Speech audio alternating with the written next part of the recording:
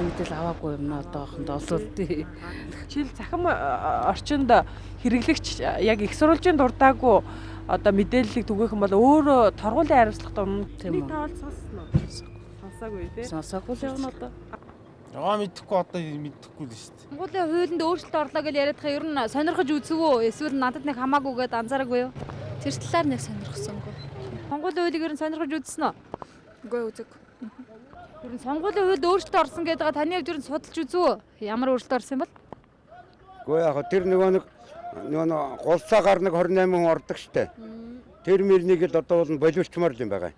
Ард түмнээ сонгогдоогүй хүнийг бид нэр одоо тэр улсууд чинь дандаа нэг намын харьяалаар нэг намдаа нэг өндөр мөнгө өгдөг учраас тэд нэг намынх нь болохдоор жагсаалтаар оруулдаг. Бидний хувьд сонгогчдын хувьд хамгийн гол мэдж явах ёстой зүйл бол яхахгүй сонгуулийн хууль тогтоомжтой та. За мэдээж бид нар хамгийн түрүүнд бид нар ямар байгууллага сонгох гэж байгаа юм бэ гэдгээ мэдэх ёстой тийм ээ. Хоёрдугаар сонгуулийн хууль тогтоомжоор бидэрт ямар эрх үүрэг байгаа юм бэ гэдгээ мэдэх ёстой. Тэгэхээр сонгуулийн хууль ойр ойрхон өөрчлөгдөх тийм ээ. Ялангуяа сонгуульд туссан үед бас энэ сонгуулийн хууль тогтоомж өөрчлөгдөж байгаа учраас сонгогчид төөрөгдөж бол болцсошгүй. Тэгэхээр ялангуяа одоо ямар нэг улсын намын нөлөөгүйгээр одоо сонгуулийн чиглэлээр ажилладаг иргэний нийгмийн байгууллагуудын үгийг бас их сайн сонсоорой тийм ээ.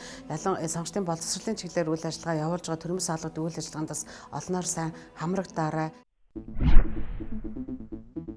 Сонгуулийн сурталчилгааг интернет орчин ашиглан явуулахад захиалагчийн нэр эсвэл тэдгээрийн сонгуулийн штабын нэрийг заавал дурдна. Энэ хуулийн 83-ийн 4-т заасан сурталчилгааг явуулахдаа бусдын нэр болон хуурамч хаяг ашиглахыг хориглоно. Энэ хуулийн 83-ийн 4, 83-ийн 5-д заасныг зөрчсөн хэвлэл мэдээллийн байгууллагын ажилтан аливаа этгээдийг хөдөлмөрийн хөлсний доод хэмжээг 6-аас 8 дахин нэмэгдүүлсэнтэй тэнцэх хэмжээгээр торгоно. Энэ хуулийн 83-ийн 4-т заасныг зөрчсөн хэвлэл мэдээллийн байгууллагын ажилтан аливаа этгээдийг олж тогтоох боломжгүй бол харилцаа холбооны зохицуулах хороо тухайн цахим хуудасны Монгол улсаас хандах хандлтыг сонгуулийн санал хураалтын хугацаа дуустал хязгаарлах болно.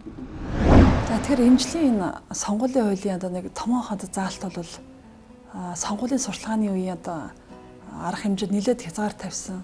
За тэр дундаа одоо цахим ертөнцийн үйл ажиллагаанд бол нэлээд одоо хяналт зохицуулт хийсэн байгаа.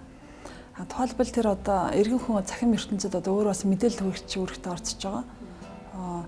Тэгвэл сонгуулийн сурталчилгааны одоо хуулийн хугацаанд хин нэгэн одоо нам улс төрчийг одоо гүтгэнд оромжилсан агуулга бүхий мэдээллийг одоо цацах. За их сурвалжгүй одоо мэдээллийг одоо шеэрлэх одоо өөрийнхөө Facebook юм одоо Twitter ч гэдэг юм уу. Иймэрхүү байдлаар одоо сошиал сүлжээний тодорхой сувгуудыг одоо амжилттай хэрэгжилж чадахгүй бол гэдэг юм уу.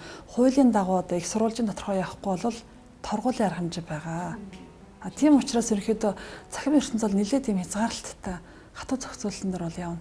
За тэгээд бас нэг одоо шинэ заалт бол 2010 оноос эхэлсэн байж байгаа. Сонгуулийн үеэр хин нэг нэр дэвшиж юм улс төрийн нам тодорхой одоо хувь хүний зүгээс сонгогчдыг худалдаа авах чиглэсэн үйл ажиллагаа явуулбал тэрийг бол баримттайгаар нь одоо сонгуулийн одоо тухайн одоо тойргийн хороо гэдэг юм эсгийн оронд бол гаргаж өгч болно.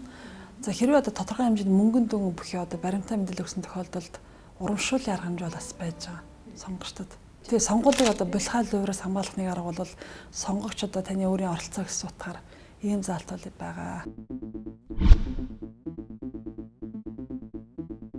Тий, хуулийн дээр тийм заалт байгаа. 2011 оны 12 сард батлагдсан 12-ны сонгуулиар хэрэгэлсэний хуулийн заалт бол сонгогч санал худалдан авж байгаа үйлдэлийг илрүүлээ тэрэнд баримтаар нотлогдсон тохиолдолд 10 дахин сонгуулийн ерхий орооноос нөхөж авдаг ийм хуулийн заалт байсан. Энэ хуулийн заалтыг бол 20 дахин нэмэгдүүлж шинэ хуулиар бол орж ирж байгаа. Тийм сайн заалт уу? Үнэхээр хяналт тавих, хэрэгжүүлэх хяналт заалт мөн үү биш үү? Одоо ингээд тойргийг жижигрүүлчихэж байгаа тохиолдолд маш их мөнгө нөлөө бүрх улс төрчид өрсөлдөнө. Энэ тохиолдолд сонгогчид хяналтаа шударгаар тавиад хуулийн энэ заалтыг ашиглана гэдэгт бол би эргэлзэж байна. Гэхдээ магадгүй ашиглаж байгаа улсууд нь улс төрийн зорилгоор ашиглаж магадгүй юм. Ямар ч тохиолдолд би энэ заалтыг ашиглаасаа гэж хүсэж байна. Сонгогчид бэлэн мөнгө, эд зүйл тараасныг сонгогч баримттайгаар цагдаагийн байгууллагад мэдэгдэж болно. Сонгогчид хууль бусаар мөнгө, эд зүйл тараасан этгээд захиргааны болон эрүүгийн хариуцлага хүлээсэн бол тухайн зөрчлийг мэдээлсэн иргэнд сонгуулийн төв байгууллага тараасан бэлэн мөнгө болон эд барааны үнийн дүнг 20 дахин нэмэгдүүлсэнтэй тэнцэх хэмжээний мөнгөн урамшууллыг олгож гэмбуруутай этгээдээр нөхөн төлүүлнэ. Тэгээд дээр нь сонгуулийн шинэ хуулиар одоо сонгогчдод ээлтэй ямар зохицуултууд бий болж байгааг бол ерөнхийдөө сонгогчдод саналаа нууцыг гаргах боломжийг хангасан сонгуулийн үйл явцаас сонгогчдод тийм амар хялбар ойлгомжтой байх тийм олон одоо боломжтой өөрчлөлтүүд бол сонгуулийн шинэ хуулиар бол бий болсон байгаа. Хамгийн түрүүнд одоо цохолж хэлэхэд маш олон сонгогчдод одоо иргэний өмнөхийн хугацаа дууссан.